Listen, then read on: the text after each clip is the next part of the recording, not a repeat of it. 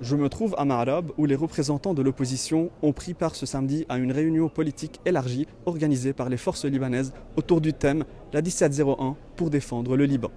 L'objectif de cette réunion, discuter des moyens d'obtenir la mise en œuvre de la résolution 1701 du Conseil de sécurité de l'ONU afin d'éviter un embrasement au front sud entre le Hezbollah et Israël dont les échanges de tirs gagnent en intensité. Les représentants de l'opposition ont unanimement lancé un appel d'alerte demandant au gouvernement d'expédition des affaires courantes de déployer l'armée à la frontière sud.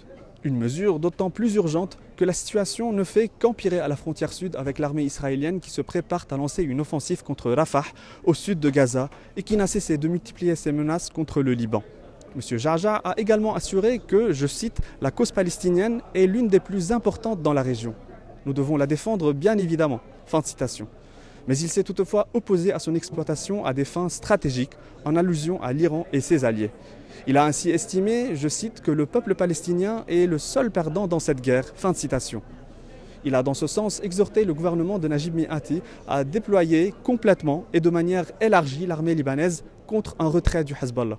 Par ailleurs, il convient de noter que cette réunion coïncide avec l'arrivée à Beyrouth du ministre français des Affaires étrangères Stéphane Séjourné, porteur d'une version amendée d'une feuille de route française pour un rétablissement de la stabilité tout le long de la frontière libano-israélienne. Les efforts aboutiront-ils cette fois à une percée au niveau de la 1701 ?